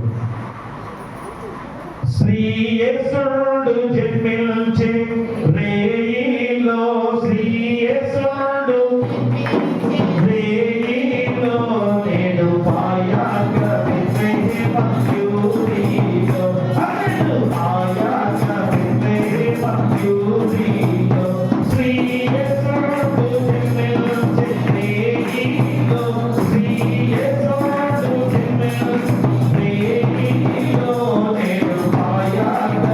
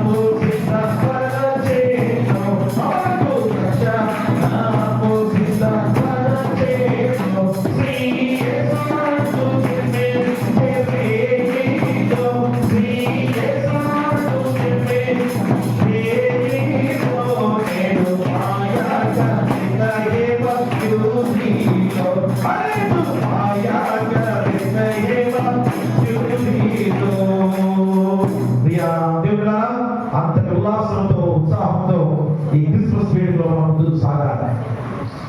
మా పేదవారికి సహాయం చేసే ఉత్సాహంతో మనం ఉండాలి. దేవుని మార్గంలో రక్షణ పుట్టుకున్న వాడిగా ఉండాలని ఉత్సాహంతో మనం ముందుకు కొరకలు వేయాలి. అలాంటి స్థితిలో మనం ఉన్నామా? అదే చివరిలో ఉన్నాడు, అక్షయులకు యేసు వచ్చాడు, మనకు రక్షణను సిద్ధపరిచాడు. ఆయన బదులు నాగరిగా వచ్చి ఏం చేశాడు? రక్షణ ఇచ్చిన దేవాది దేవుడు, మా రక్షణ ఇచ్చిన దేవాది దేవుడు. కాబట్టి ఇప్పుడు రెండవ నాగరిగా ఎందుకు వస్తున్నాడు? మా రెండవ నాగరిగా ఎందుకు వస్తున్నాడు? న్యాయాధిపతిగా తీర్పు తీర్చడానికి రాబోతున్నాడు. న్యాయాధిపతిగా తీర్పు తీర్చడానికి రాబోతున్నాడు. మరి ఆ తీర్పులో నువ్వు ఉన్నావా? మరి ఎంత భయంకరమైన ఉగ్రత! అందుకనే మన ఆదివారం ముందుగానే ఆ లేఖన భాగాలు ఎందుకు వచ్చాయి? ఆ దినము చాలా భయంకర దినము. నువ్వు రక్షించబడ్డ వాడిగా ఉన్నట్లయితే ఆ దినం నీకు సంతోషకరమైన దినమే. ఎంత గొప్ప దినముగా ఆ దినం ఉందో రక్షించబడ్డ వారికే. కానీ ఎవరైతే రక్షించబడ్డ వారిగా ఉన్నారో, ఎవరైతే రక్షించబడలేని వారిగా ఉన్నారో వారందరూ కూడా అగ్ని ఆనదు, పురుగు సావదు. ఎంత మరణ యాతన! కాబట్టి నేను ఆలోచన చేసుకోవాలి. మొదటి నాగరిగా ఎందుకు దేవుడు మనకి అందించాడు అనే ఆలోచన మనం చేసుకున్నట్టయితే ఖచ్చితంగా మన జీవితాలు రక్షించబడ చేయటానికే కదా. నేను రక్షించబడ్డానా అని నువ్వు ఆలోచన చేసుకోవాలి కదా. ఇప్పుడే నీ హృదయాన్ని పరిశీలన చేసుకొని అయ్యో నేను రక్షించబడ్డాను లేదు నువ్వు పరిశీలన చేసుకుంటే ఇప్పుడైనా మారు మనసుతో పశ్చాత్తాపంతో మా దేవుని మార్గంలో నడుస్తాం. ఎప్పుడు రాగడొస్తుందో తెలియని దానిలో ముందెళ్ళిపోయిన వాళ్ళు మనం చెప్పుకున్నాం. మరి అలాంటి సమయానికి నువ్వు సిద్ధంగా ఉన్నావా అని గుర్తు చేస్తున్నాడు. అందుకని ప్రియ దేవుడిలారా మన యొక్క అంశం ద్వారా చక్కటి లేఖన భాగాన్ని దేవుడు మనకి గుర్తు చేసిన వాక్యం అదే ఉన్నాడు, వాగ్దాన యాజకుడు చెల్లించుట కదా. మరి ఏ విధంగా ఆయన మనల్ని రక్షింపజేసి తిరిగి రెండవ రాకడ ద్వారా నిత్య వాక్య సంబంధించిన వాగ్దాన యాజకుడైన దేవుడు.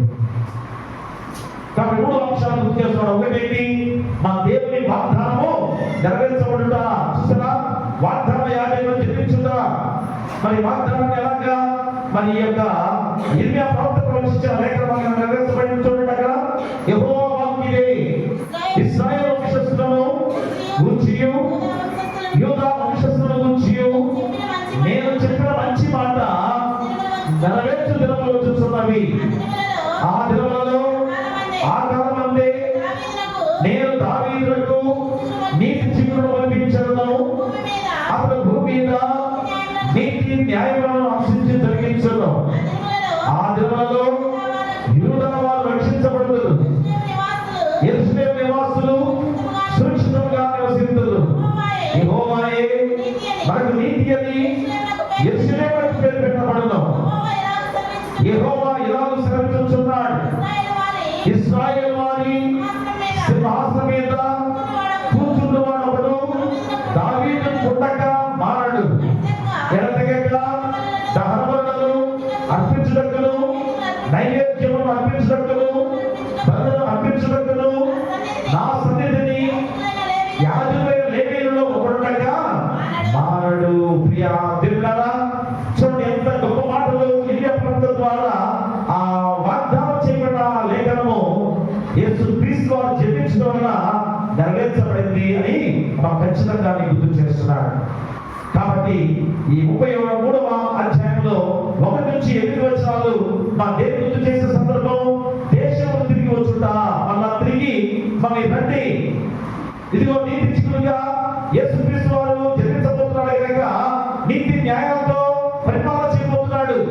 ఇదిగో ముందు రాజులందరూ కూడా నీతి న్యాయాలైన వారిగా ఉన్నారు కనుక దాని ద్వారా మీరు ఎంతో నష్టపోయారు. అయితే రండి, యేసుక్రీస్తు వారే రాజుగా లోకానికి వచ్చారు. అందుకనే మా ఎందుకు గుర్తు చేసుకుంటాం ఈరోజు ఈ అటెండ్ మంత్రి ద్వారా ఎందుకు ఈ యొక్క ఆ ప్రతినాట్యం రాజుకు గుర్తింది, మా రాజు గుర్తింది. రాజుగా లోకానికి వచ్చిన దేవాది దేవుడు. ఆయన పరిపాలనలో నీతి న్యాయాలు ఉంటాయి, ఆయన పరిపాలనలో నీతి న్యాయాలు దొరుకుతాయి. కాబట్టి మనం ఆయన రాజు కింద ఉండేవారి ఉండాలి. ఎందుకంటే మొదటిగా యెహోవా దేవుడు పరిపాలన ఉండాలి అందరూ కూడా. కానీ ప్రజలు ఏమంటున్నారు, అయ్యా మాకు రాజు కావాలి, రాజు కావాలి, రాజు కావాలని కోరుతున్నారు. దేవుడికి ఎంత కోపం వస్తుంది, నాకెంత మీరు ఇవ్వాలి కదా, నా మార్గంలో నడవాలి కదా, నడిస్తే మీరు మంచి జీవితాలు కదా. మరి ఎందుకు మీరు మానవులు రాజు కోరుకున్నారు?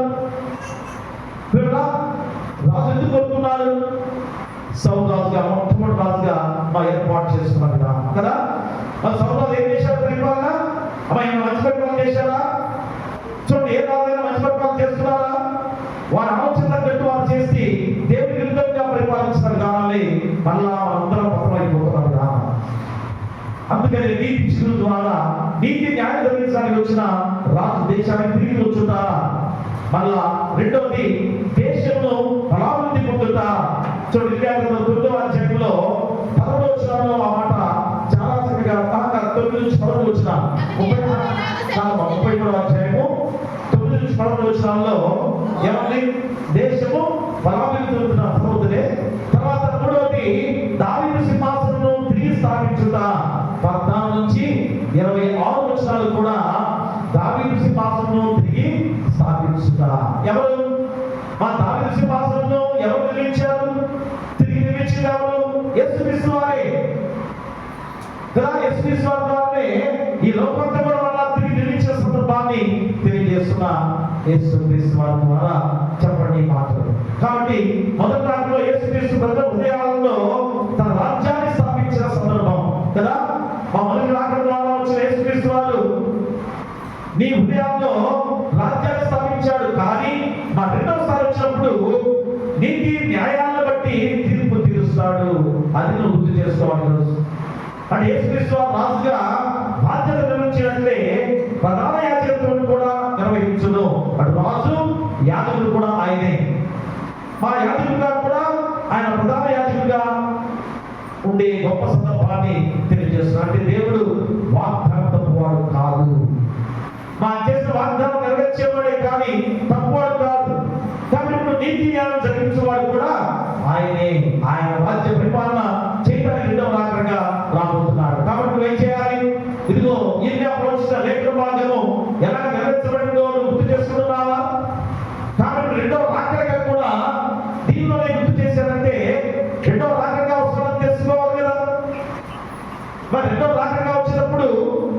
న్యాయాధిపతిగా ఉండబోతున్నాడనే ఆలోచన చేయాలి కదా.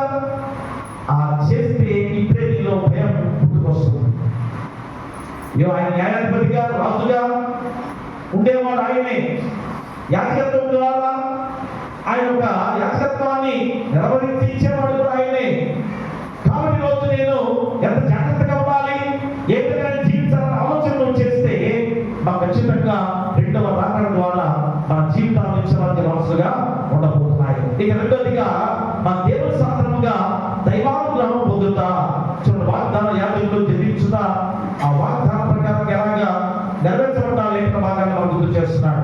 ఇర్మియాకు వచ్చిన లేఖన భాగము యేసుక్రీస్తు వారి ద్వారా నెరవేర్చబడింది.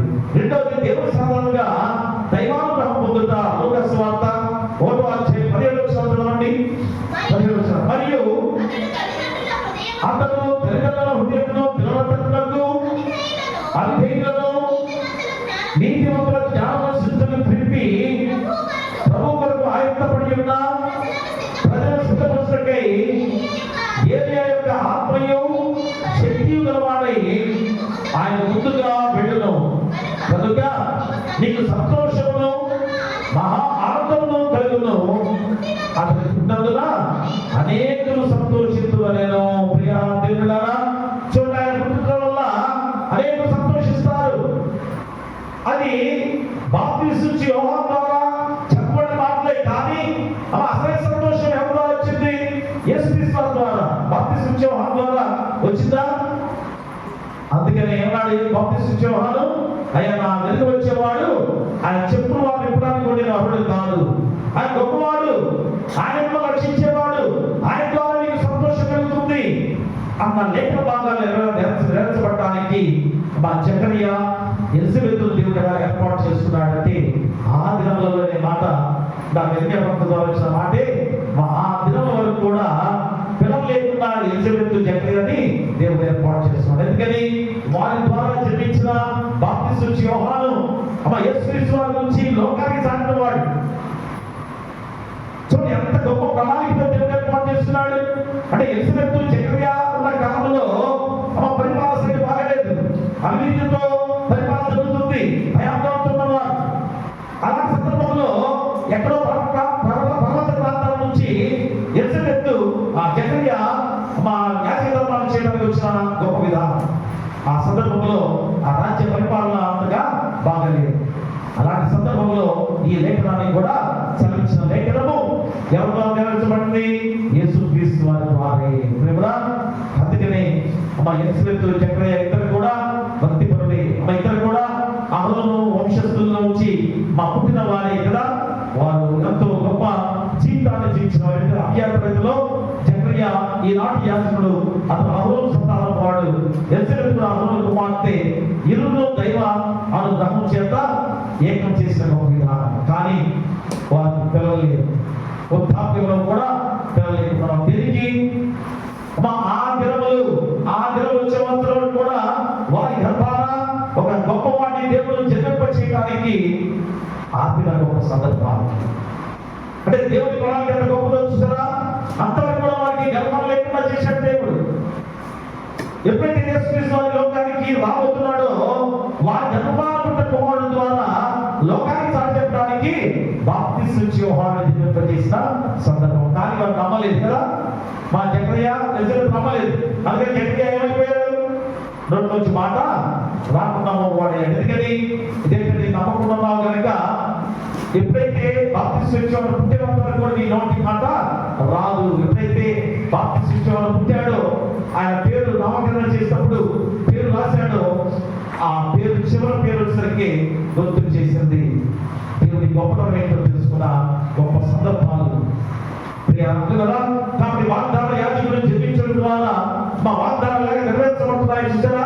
ఇక చివరిగా మూడోది వాగ్దాన యాజకుడు జన్మించడం వల్ల విమోచనము. చూసారా, మా వాగ్దాన యాజకుడు జన్మించడం వల్ల ఏమవుతుంది? విమోచన అర్థమైంది, పాప క్షమాపణ పొందుతా. కొలస్సీయులకు రాసిన మొదటి పత్రిక 1వ అధ్యాయము, కొలస్సీయులకు రాసిన పత్రిక 1వ అధ్యాయము 14వ వచనం చదవండి. 14వ వచనం. ఆ కుమారుని యందు మనకు విమోచనము అనగా పాప క్షమాపణ కలుగుచున్నది. ప్రియ దేవుడా,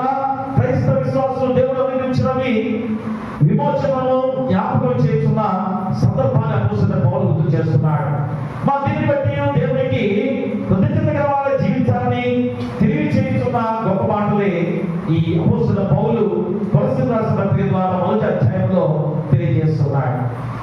ప్రియులారా, కాబట్టి దేవుడు మనల్ని విమోచించి ఆయన కుమారుడు రాజ్యవాసులుగా చేసిన సందర్భము, అంతకాల సంబంధం నుండి విడుదల చేసిన దేవాది దేవుడు, బానిసత్వం నుండి మోచించిన దేవాది దేవుడు, తీర్పు నుండి విడుదల చేసిన పాప క్షమాపణ ప్రసాదింపజేసిన దేవాది దేవుడు, సాతాను అధికారం నుండి విడుదల కలుగు చేసిన దేవుని అధికారంలోకి నడిపించిన దేవాది దేవుడు. చూసారా ఆ మాటలు ఈరోజు అపోస్తలుడైన పౌలు కొలస్సీ సంఘానికి తెలియజేసే గొప్ప సందర్భాలు. ప్రేమరా, కాబట్టి మనందరం కూడా ఈరోజు ఇలాంటి స్థితిలో ఉన్నాం. ఆ కుమారుని యందు మనం విమోచనము అనగా పాప క్షమాపణ కలుగుతున్నది. మొదటి రకంగా జన్మించిన యేసుక్రీస్తు వారి ద్వారా విమోచించబడ్డాం. అది అపోస్తలుడైన పౌలు గుర్తు చేస్తుంది. కాబట్టి మా విమోచించబడ్డలు ఎలా ఉండాలి? చూడండి, క్రైస్తవ కొలస్సీ సంఘం కూడా అలాంటి గొప్ప జీవితంతో ఉన్నారు కనుకనే వారిని ప్రోత్సహిస్తూ వారి వరకు చెబుతున్నాడు. ఓ కొలస్సీ సంఘపు విశ్వాసులారా, చూడండి 12వ వచనంలో చెప్తున్నాడు ఏమని? అందుచేత ఈ సంగతి విన్న నాటి నుండి మేము నిమిత్తం ప్రార్థన చేయటం మానక మీరు సంపూర్ణ జ్ఞానమును ఆత్మ సంబంధమైన వివేకము గల వారును ఆయన చిత్తమును పూర్ణంగా గ్రహించిన వారునై ప్రతి సత్యానిలో సఫలమగుచు దేవుని విషయమైన జ్ఞానమందు అభివృద్ధి పొందుచు అన్ని విషయంలో ప్రభువును సంతోషపెట్టినట్లు ఆయన తగినట్లుగా నడుచుకునవలనియు ఆనందంతో కూడిన పూర్ణమైన ఓర్పును దీర్ఘశాంతమును కనబరిచినట్లు ఆయన మహిమా శక్తిని బట్టి సంపూర్ణ బలముతో బలపరచబడవలనియు తేజోవాసులైన పరిశుద్ధ స్వాస్థ్యములో మనలను పాత్రలుగా చేసిన తండ్రికి మీరు కృతజ్ఞతాస్తుతులు చెల్లించాలనియు దేవుని బతిమాలుచున్నాను.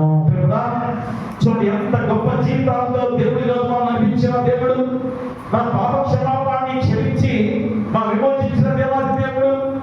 కాబట్టి వాగ్దాన యాజకుడు జన్మించడం వలన మన పాపాలు క్షమించబడ్డాయి. మనం ఎలా ఉండాలి? ఓర్పు సహనంతో ఏ పాపం చేయకుండా, ఏ తప్పిదం చేయకుండా నీతి మార్గంలో నడిచేవాడిగా ఉండాలి కదా. ఉన్నావా? అది ఈరోజు 3 లేఖల భాగం ద్వారా నీకు చెప్పే గొప్ప విధానం. వాగ్దాన యాజకుడు జన్మించడం వలన నీకేం జరిగింది? మరి నువ్వు ఏ ఫలితం పొందుకున్నా ఖచ్చితంగా ఈరోజు గుర్తు చేసుకొని ఖచ్చితంగా ఆ వాగ్దాన యాజకుల ద్వారా ఆయన మొదటి రకంగా జన్మించిన యేసుక్రీస్తు వారి ద్వారా పాప క్షమాపణ పొందుకొని నేను నీతిమంతులుగా జీవించే శక్తిమంతులుగా దేవుడు ఏర్పాటు చేసుకోవాలని తీర్మానం చేసుకోవాలి. చేసుకుంటావా? మా మొదటి రకంగా జన్మించిన యేసుక్రీస్తు వారి ద్వారా నేను రక్షించబడ్డాను, ఇక నాలో ఏ పాపం లేకుండా జీవించేవాడిగా దేవుడు నన్ను సిద్ధపరుస్తూ నడిపిస్తున్నానని ఆలోచనలు చేస్తున్నావు లేదో ఈరోజు తీర్మానం చేసుకొని తిరిగి గృహానికి వెళ్ళాల్సిన బాధ్యత. ఎందుకంటే ఈ క్రిస్మస్ పండుగ అంటే ఏదో అలసిగా చేసుకునే పండుగ కాదు. ప్రతి రోజు నీకు ఒక హెచ్చరికతో మొదటి రాకడ ఎందుకు జన్మించాడో నీకు గుర్తు చేస్తూ రెండవ రాకడ సిద్ధపాటు కలిగి ఉండే గొప్ప సందర్భాలు. ఈరోజు ఆలోచన చేసుకొని రెండవ రాకడ సిద్ధపాటు కలిగి ఉండాలని కోరుతూ మీకును మీ కుటుంబాలను సదాకాలం దేవుడు తోడైన గాక. ఆమేన్.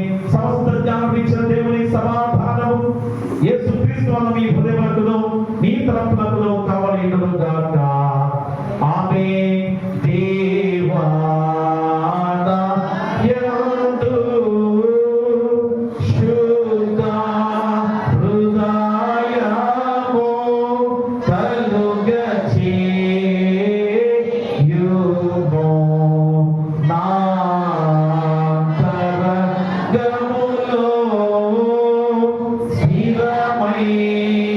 మనసు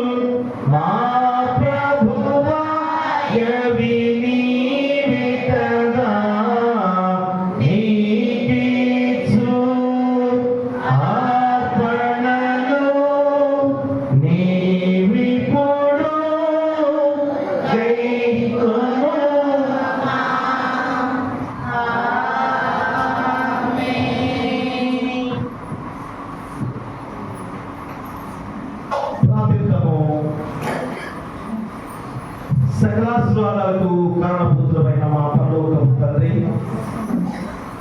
మహాపరిశుద్ధుడా, ప్రేమమయుడా, మనకు గొప్ప సమయముగా క్రైస్తవ క్యాలెండర్ ప్రకారంగా మొదటి రోజులుగా ముందుకు సాగుతున్న ప్రయాణంలో 25వ తారీఖు నుంచి అడ్వెంట్లో ప్రవేశం చేసుకొని అడ్వెంట్లోని మొదటి ఆదివారముగా మీ దివ్యమైన లేఖన భాగాలతో మా హృదయాలు నింపబడిన విధానాన్ని బట్టి మీకే వేలాది స్తుతులు స్తోత్రాలు. ఆయా చక్కటి అంశముతో వాగ్దాన యాజకులు జన్మించుతా ఆ అంశముతో ప్రతి రోజు మొట్టమొదటి అడ్వెంట్లో మొదటి ఆదివారం ద్వారా మీరు సెలవిచ్చిన లేఖన భాగాలు తండ్రి, ఎందుకనగా గడిచిన క్రిస్మస్ నుంచి క్రిస్మస్ వేడుకల వరకు ఆయా కాచి కాపాడి నడిపించిన విధానాన్ని బట్టి కూడా మీకు స్తుతులు స్తోత్రాలు. మరి వాగ్దాన యాజకులు జన్మించడం వల్ల అయా మా జీవితాలు ఎలాగా ఎన్నో వాగ్దానాలు నెరవేర్చబడ్డాయో మేము గ్రహించి ఉన్నాం.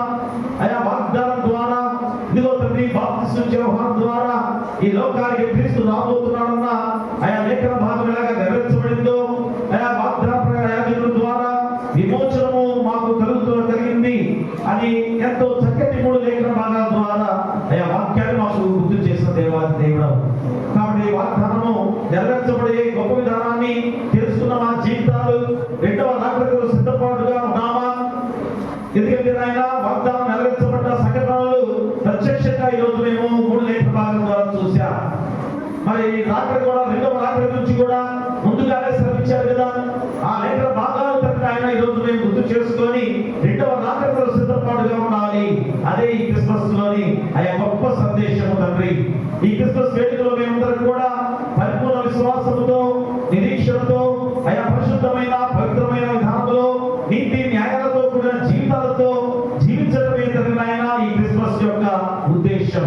కాబట్టి క్రీస్తును ఆరాధించుకునే ఈ పండుగ క్రిస్మస్ అనే మాట ద్వారా గుర్తు చేసుకునే పక్కన వ్యాఖ్యం చేస్తూ మీ కృపా బాహుళ్యాన్ని వారిపై కుమ్మరించండి. అలాగే ఆర్థికంగా ఇబ్బంది పడుతున్న వారికి ఆర్థికంగా సహాయం చేయమని మేము కూడా ప్రార్థన చేస్తున్నాం.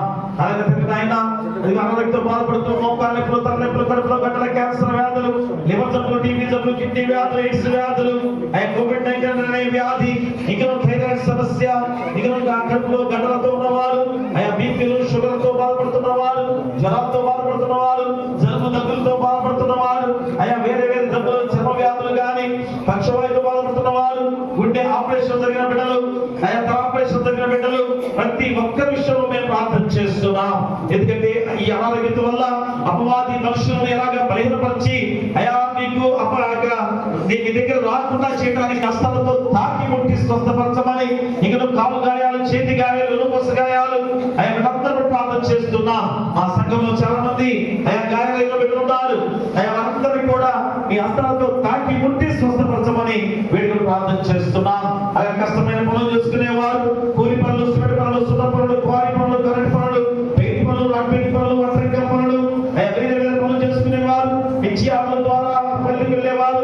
కూలి పనులు చేసుకునే బిడ్డలు ప్రతి ఒక్కరిని ప్రార్థన చేస్తున్నాం. అయ్యా వారి కష్టానికి తగ్గ ప్రతిఫలం ద్వారా క్షేమకరంగా గృహం నడిపించే బాధ్యతగా మీ పరిశుద్ధాత్మ శక్తిని వారిపై కుమ్మరించండి. అలాగే తండ్రి నాయన ప్రతి వాహనంలో ప్రతి ఒక్కరిని కూడా బస్ డ్రైవర్లుగా, లారీ డ్రైవర్లుగా, కారు డ్రైవర్లుగా, ఆటో డ్రైవర్లుగా, వేరే వేరే వాహనాలపై ప్రతి ఒక్కరిని కూడా అయ్యా బైక్ డ్రైవర్లు కూడా పెట్టుకుని మేము ప్రార్థన చేస్తున్నాం. అయ్యా క్షేమకరంగా నడిపించండి. ఎలాంటి ప్రమాదాలు జరగకుండా ఈ చలికాలంలో అయ్యా కాబట్టి వారికి క్షేమకరంగా నడిపించమని శ్రమిస్తున్నారు. అయ్యా బిడ్డల వ్యవసాయం అనేది ఖచ్చితమైన అయ్యా మా జీవనానికి అయ్యా సరిపోయే గొప్ప విధానం. అలాంటి వ్యవసాయదారులు అయ్యా బిడ్డలతో భయాందోళనకు గురవుతున్న విధానమే. కాబట్టి ఎప్పుడైనా ధైర్యంతో చక్కగా పంటపండి వారి కుటుంబాన్ని పోషించుకోవడమే కాదు, ప్రపంచం అంతా కూడా అయ్యా వ్యవసాయం ద్వారా ముడిపడి ఉన్న గొప్ప విధానం. కాబట్టి వారిని బలపరచండి, ధైర్యపరచండి, పంటను చక్కగా అభివృద్ధిగా అయ్యా చక్కగా పంటగా పండి వారి కుటుంబాన్ని పోషించుకునే బాధ్యత దయచేయండి. అయ్యా ప్రతి వ్యాపారస్తులు కూడా దీవించి బలపరచండి. అయ్యా వ్యాపారస్తులు లాభదాయకంగా నడిపించుకునే బాధ్యత దయచేయండి. అలాగే ఈ సమయంలో పొగాకు నారుమళ్ళు వేసినప్పుడు కూడా అది ఎంతో కష్టము, కష్టమైన పని, దానిలో లాభదాయకంగా నడిపించుకొని వారి కుటుంబాన్ని పోషించుకునే బాధ్యత ప్రతి పొగాకు నారుమళ్ళు వేసినటువంటి విషయం ప్రార్థన చేస్తున్నాం. మీ కృప వారికి అనుగ్రహింప చేయమని వేడుకలు ప్రార్థన చేస్తున్నాం. అలాగే నాయకులుగా డాక్టర్లు, డాక్టర్లు, నర్సులు, ఆశా వర్కర్లు, వాలంటీర్లు, పోలీసు వారు, ఎంఆర్ఓ, పంచాయతీ సెక్రటరీలు, పారిశుద్ధ పనులు చేసేవారు, ఎండిఓ, రాష్ట్రపతులు, మహామంత్రులు, ముఖ్యమంత్రులు, మంత్రులు, ఎమ్మెల్యేలు, గ్రామ సర్పంచ్, ఎంపీటీసీ, జెడ్పీటీసీ వారు, అంగన్వాడీ ఉద్యోగస్తులు, సచివాలయ ఉద్యోగస్తులు, వేరే ఉద్యోగాలు చేసే ప్రతి వారికి కూడా అయా ప్రజల క్షేమాన్ని కోరుతూ చేసే ఉద్యోగాలు ఎప్పుడైతే ప్రజల క్షేమాన్ని కోరుతూ వారు ఉద్యోగాలు చేస్తారో వారి తిరిగి వారి ద్వారా ప్రతిఫలం ఇచ్చే దేవాది దేవుడు అటు కృప వారికి దయచేయమని వేడుకలు ప్రార్థన చేస్తున్నాం. అలాగే గొప్ప సమయంలో అయా నూతన దేవాలయ నిర్మాణ విషయంలో కూడా అయా ఖచ్చితంగా ఒక ఆలోచనకి రావాలి. అయా దాని విషయంలో వారు ముందుకు నిర్ణయం చేసుకోవడానికి త్వరపడి రావాల్సిన బాధ్యతగా ఈ పరిశుద్ధాత్మ శక్తిని కుమరించండి. అలాగే ఆయన మా ఏసీ సంఘాన్ని బలపరచండి. త్వరగా ఎలక్షన్స్ ద్వారా ముందుకు సాగడానికి కూడా మీకు దయచేయండి. ప్రతి ఏసీ మాస్టర్ గారుగా ఆయా సంఘాల్లో ఆ సంఘాలను కూడా బలపరచండి. ఆయా మాస్టర్ గారు సరికాలంలో దుర్మార్గాలకు బయటకు వెళ్తున్న విధానాలలో క్షేత్రంగా లభించే బాధ్యత దయచేసి ఏ క్షోభ రానికుండా ప్రతి మాస్టర్ గారిని అయా మీరే రక్షణ మార్గంలో అయా మాకు ఏ విధంగా క్షోభ రానికుండా చక్కగా ఆరాధన జరుపుకునే బాధ్యతగా సంఘాన్ని ఆత్మీయంగా నడిపించే బాధ్యతగా మీ కృప దయచేయండి. అలాగనే ఏసీ జడ్జిస్ గా అయా వారు వచ్చిన ముందు కూడా ఐదులో ఏసీని మంచి మార్గంలో నడపడానికి మీ కృప దయచేయమని ప్రార్థన చేస్తున్నాం. అలాగే సమర్పించిన ఈ కాపులు బట్టి, కృతజ్ఞత కాపులు బట్టి, మొక్కుబడి కాపులు బట్టి, దశఫలాలు ఇచ్చిన వారిని బట్టి, అయా వారి గుప్పటి ఇచ్చిన వారిని బట్టి వారి కుటుంబాన్ని ఉపదంతులుగా, అనువంతులుగా, నూతనగా ప్రేమించమని మేము ప్రార్థన చేస్తున్నాం. అలాగే వివాహం తీసుకొచ్చిన బిడ్డలందరూ ప్రార్థన చేస్తున్నాం. ఆయా ప్రార్థనలు కానీ వారి కుటుంబాల గొప్ప కార్యాలు బట్టి కానీ వివాహాలు తీసుకొచ్చి ఉన్నారు. వారి ప్రతి ఒక్కరిని పేరు పేరు దీవించి బలపరిచి ఏ శోభాన్ని కూడా మీరు భద్రపరచుకోండి. అలాగే ఆయన చదువుకునే బిడ్డలు, చిన్నపిల్లలు ఆటల బస్సు మీద వెళ్తున్నారు, యవనస్తులు కాలేజీకి వెళ్తున్నారు, ఆశలు ఉన్న బిడ్డలు కూడా దీవించిన ఆయన ఆసక్తి కూడా మీ దేవదూతలకు హెచ్చరిగా ఉంచి కాలేజీకి వెళ్ళే యవనస్తుల్ని బలపరిచి బాగా చదువుకొని ఉద్యోగాలు స్థిరపడే బాధ్యత దయచేయండి. చిన్నపిల్లలు దీవించి చక్కగా జ్ఞానంతో నడిపించే బాధ్యత దయచేయండి. అలాగే తండ్రి ఏ శోభాన్ని మా సంఘము ఐకమత్యంతో ఉండడానికి దయచేయండి. ఐకమత్యాన్ని జరగడానికి ఎవరైనా ప్రయత్నం చేస్తే దాన్ని ఒప్పు చేయమని వేడుకలు ప్రార్థన చేస్తున్నాం. ఎందుకు మా సంఘం ఎంతో గొప్ప సంఘముగా ఎంతో ప్రేమతో కూడిన సంఘముగా ఉండగా మీ పరిశుద్ధాత్మ శక్తిని గమనించి ఐకమత్యంతో ముందుకు సాగే బాధ్యత మా సంఘాన్ని బట్టి మేము ప్రార్థన చేస్తున్నాం. కాబట్టి ఆయన సమయంలో మా సంఘం చుట్టూ, గ్రామం చుట్టూ కూడా మీ దేవదూతల ఖచ్చితంగా ఉంచమని, అలాగే ఆయన గారిని, సంఘటనలను, అలాగే కులకంతలను, పిసిసి వారిని అసలవాదిని దీవించే సంఘాన్ని బలోపేతంగా నడిపించే బాధ్యత దయచేయండి. అలాగే ఆయన ఈ సమయంలో మరోసారి మేము ప్రార్థన చేస్తున్నాం. సంఘంలో ఎలాంటి శోభ రానియకుండా ఆయా సంఘం చుట్టూ, గ్రామం చుట్టూ కూడా మీ దేవదూతల ఖచ్చితంగా ఉంచమని నీ కుమారుడు మా ప్రభువైన యేసుక్రీస్తు ద్వారా వేడుకొంచున్నాము తండ్రి. ఆమేన్. పరలోకమందున మా తండ్రి, నీ నామం పరిశుద్ధపరచబడును గాక, నీ రాజ్యం వచ్చును గాక, నీ చిత్తం పరలోకమందు నెరవేర్చిన భూమి అందు నెరవేరును గాక. మనకు ఆహారం నేడు మాకు దయచేయము. ఆయన పాపము చేసిన వారిని క్షమించిన ప్రకారం మా అపరాధములను క్షమించుము. శోధముతే కాదులను తప్పించుము. రాజ్యమును, శక్తియు, మహిమయు నిరంతరము నీవై ఉన్నవి. ఆమేన్. దయచేసి కూర్చోండి.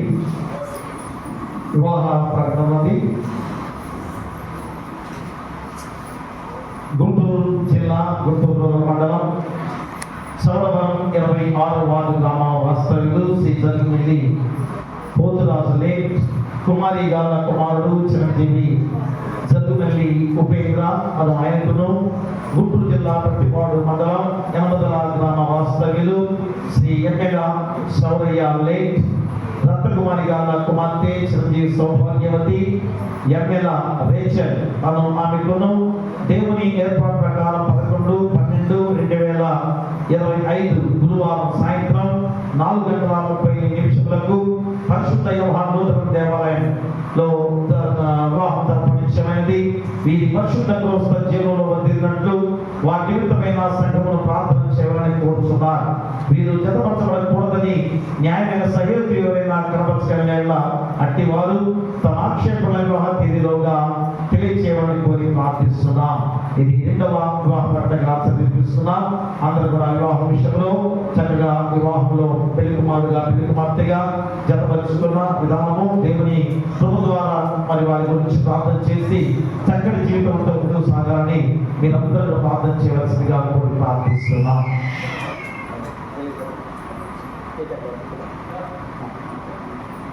దయచేసి ఒక మాట గమనించండి. అంటే ఏటి అగ్రహారం వారు మరి చక్కటి నూతన దేవాలయ నామంతో చివరి దశకు వచ్చింది.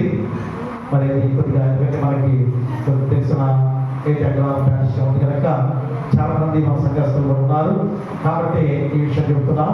చివరికి వచ్చింది. రేపు డిసెంబర్ 30వ తారీఖున ఓపెన్ చేయాలని ప్రయత్నంతో ఉన్నారు. కాబట్టి చక్కటి దేవాలయ పైన అభిషేకంగా పైన నిర్మించారు. మరి దానికి ఆర్థిక సహాయం వరకు వారు మా సంఘాన్ని కోరారు. కాబట్టి దయచేసి గమనించుకొని ఈరోజు ఏటి అగ్రహారం వారు మా మధ్యకు వస్తారు. దయచేసి మీరందరూ కూడా ఎంతో కొంత మీ వంతుగా సహాయం చేయవలసిందిగా ప్రార్థిస్తున్నాం. ఎందుకంటే రేపు మనకు కూడా ఏటి అగ్రహారంతో అవసరం ఉంది. నూతన దేవాలయ విషయంలో వారు చాలా మంది మరి మనకి చాలా ఎక్కువ అమౌంట్తో రాశారు. కాబట్టి మనం కూడా వారికి సహాయం చేయడం మంచిది. ఇంకా చాలా మంది ఉన్నారు. పాస్టర్ గారు తెలిసిన పాస్టర్ గారు కనుక వారి ద్వారా మనం ఎక్కువగా సమకూర్చుకోవడానికి జరిగింది కనుక మరి వారు మధ్యాహ్నం వస్తారు. దయచేసి గమనించుకున్న అందరికి కూడా మరి ఎంతో కొంత మీ యొక్క ఆర్థిక సహాయము దేవుని ఆలయ నిర్మాణం కొరకు ఇచ్చే సహాయం కనుక ప్రతి ఒక్కరు కూడా ఇవ్వాల్సిందిగా కోరి ప్రార్థిస్తున్నాం. అలాగే అడ్వెంట్ గిరో మా ప్రతిరోజు క్యారల్స్గా తిరుగుతున్నాం. మరి ఆహారం తీసుకొచ్చే వాళ్ళు ఏమన్నా ఉంటే చెప్పండి చెప్పాం. ఎందుకంటే 30 రోజులు 30 మంది కుటుంబాలే ఇస్తారు. మరి 500 కుటుంబాలు ఉన్నాయి. మరి ఫస్ట్ రోజు తెచ్చిన తర్వాత ఎవరు తేలేదు. మా మంచిదే ప్రతి చోట కూడా జరుగుతున్న కార్యాలు. మరి ఈ వంతు ఎంతో కొంత కొద్ది మందే వస్తారు కనుక మా ప్రతి ఒక్కరు కూడా ఇదొక అది మా కుటుంబంగా ఉంది కనుక మరి అంత చక్కగా అందరూ తిరిగి వస్తున్నప్పుడు పలహారం అనేది కూడా మంచిదే. ఎవరైనా పలహారం తెలుసుకున్న వారి పేర్లు ఇవ్వాల్సిందిగా ప్రార్థిస్తున్నాం. అలాగే ఈరోజు వచ్చే శుక్రవారం 5వ తారీఖు అనుకుంటా 5 శుక్రవారం ఉపవాస కూడిక ధ్యానం ఉన్నది. దయచేసి అందరూ కూడా సిద్ధపడవలసిందిగా కోరి ప్రార్థిస్తున్నాం. ఈరోజు పలహారం తీసుకొచ్చిన వారు మన సహబెద్ద గారు, బోరుగడ్డ కృపయ్య గారు, రూతమ్మ గారు వారు పలహారం తీసుకొచ్చారు. వారి కుటుంబాన్ని దేవుడు దీవించును గాక. అలాగనే పొలగం లూతురాజు మేరీ కుమారి గారి కుటుంబం, పెద్ద కుమారుడు కోడలు పొలగం నాగేశ్వరరావు ప్రిస్కిల్లా, చిన్న కుమారుడు కోడలు పొలగం శ్యామ్ కుమార్ జోత్స్న, కుమార్తె అల్లుడు చుక్క విజయ్. మరి వీరందరి తరఫున వారు కూడా ప్రార్థన తీసుకొచ్చి ఉన్నారు. వారి కుటుంబాన్ని దేవుడు దీవించును గాక. అలాగనే జరుగుమల్లి యోహాను, జరుగుమల్లి భాగ్యమ్మ పొగాకు 4 నిమిత్తము పలహారం తీసుకొచ్చారు. వారి కుటుంబాన్ని దేవుడు దీవించును గాక. అలాగే పోపూరి ఏరియా మరియమ్మ గారు వారు కూడా పేరు బట్టి రాసించారు. మరి ప్రారంభం కాదు చెప్పలేదు. ప్రారంభండి ఆ ప్రారంభం తీసుకొచ్చారు. వారి కుటుంబాన్ని దేవుడు దీవించును గాక. అలాగే వాసుపల్ల కృపారావు మరియు కుమారి గారు వారి కుటుంబం కూడా ప్రారంభిస్తున్నారు. వారి కుటుంబాలను దేవుడు దీవించును గాక. ఆమేన్. దీవెనతో సెలవిమ్ము కర్తా, మాకు నీ దీవెనతో సెలవిమ్ము కర్తా. దీవించి క్షేమంతో దీవులను దయచేసి జీవపోషణ వార్త భావమున సమకూర్చు. దీవెనతో సెలవిమ్ము కర్తా, మాకు నీ దీవెనతో సెలవిమ్ము కర్తా. ప్రభువును ఆశీర్వదించి ఆశీర్వదించి కాపాడును గాక. ప్రభు నిమిత్త సన్నిధి ప్రకాశింపజేసి కరుణించు గాక. ప్రభు నిమిత్త సన్నిధిగా ఉద్యోగపచేసి నీకు సమాధానము కలుగు చెయ్యును గాక.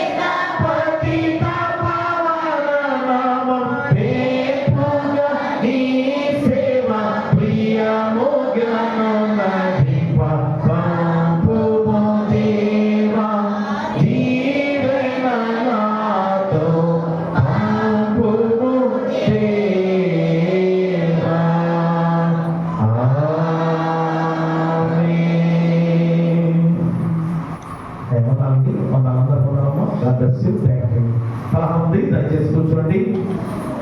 దయచేసి కూర్చోండి. ప్రార్థన చేసుకుందాం. దైవ తండ్రి, కృపదేవ, మా రక్షణ యేసయ్య, ఈ పాదాలకు స్తుతులు స్తోత్రాలు తండ్రి. దేవుడు మీరు చేసిన మేలు మర్చిపోకుండా వాళ్ళు చేసే వ్యవసాయంలో పొగాకుల ద్వారా ఎంతో లాభదాయకమైన దానం నడిపించిన దేవాది దేవుడిగా ప్రార్థిస్తున్నట్టుగా మరి మా సంఘటన గారు ప్రభయ్య గారు అధ్యక్షుల సలహాను బట్టి తండ్రి కుమార పరిశుద్ధాలను దీవించి వారి కుటుంబాన్ని అయితే వారి బిడ్డలందరూ దీవించి బలపరచండి. అలాగే తండ్రి రుద్రరాజు గారు మేరీ గారి కుటుంబాలను ప్రార్థన చేస్తున్నాం. పెద్ద కుమారుడు పవన్ గారు ఆయుష్లా తీసుకెళ్ళా, చిన్న కుమారుడు కోడలు శ్యామ్ కుమార్ జోత్స్న, కుమార్తె చుక్క విజయ్, ప్రతి ఒక్కరి పేరు దీవించి ఆశ్చర్యపరచండి. వారు కుమారుల కానీ అయితే వారికి జరిగిన గొప్ప మేలు నిమిత్తం కానీ తీసుకొచ్చిన ప్రాణం బట్టి వారి కుటుంబాలను అందరూ దీవించి బలపరచండి. అలా జరుగుమల్లి యోహాన్ గారు, జరుగుమల్లి భాగ్యమ్మ గారు పొగాకులతో వారు తీసుకొచ్చి ఉన్నారు. ఆయన దీవించండి. వ్యవసాయం ద్వారా ఎంతగానో దీవించబడిన గొప్ప విధానంలో తెచ్చిన ప్రాణం బట్టి ఇందులో వారి కుటుంబాలను దీవించి బలపరచండి, ఆశ్రయించండి. అలాగే ఆయన పొగ్గురు ఏరియా గారు మరియు గారు కూడా తీసుకొచ్చి ఉండగా వారి కుటుంబాన్ని దీవించండి, దీవించండి. చేసే వ్యవసాయం కూడా మీరు తోడుగా ఉండి ఇంకా లాభదాయకంగా నడిపించమని మేము ప్రార్థన చేస్తున్నాం. అలాగే వాసన కుమార్ గారు మరియు కుమార్ గారి కుటుంబాన్ని కూడా దీవించండి. వాళ్ళ కుటుంబాల ద్వారా ఆయన ఎంతో లాభదాయకంగా నడిపించుండగా ఆయన మొట్టమొదటి తీసుకొచ్చిన గొప్ప విధానం తండ్రి ఇంకా వారి కుటుంబాలను దీవించి ఏ శుభం రానియకుండా ఈ పలహారాన్ని తండ్రి కుమార పరిశుద్ధాలను దీవించి ఆయన తీసుకున్న మంచి ఆరోగ్యాన్ని పలహారం పెట్టడం మా సంపదలను అలాగే ఆయా వ్యవస్థలను దీవించి బలపరచమని తీసుకున్న మంచి ఆరోగ్యాన్ని దయచేయమని నీ కుమారుడు మాత్రమైన యేసుక్రీస్తు ద్వారా వేడుకొంచున్నాము తండ్రి. ఆమేన్. తండ్రి కుమార పరిశుద్ధాత్మ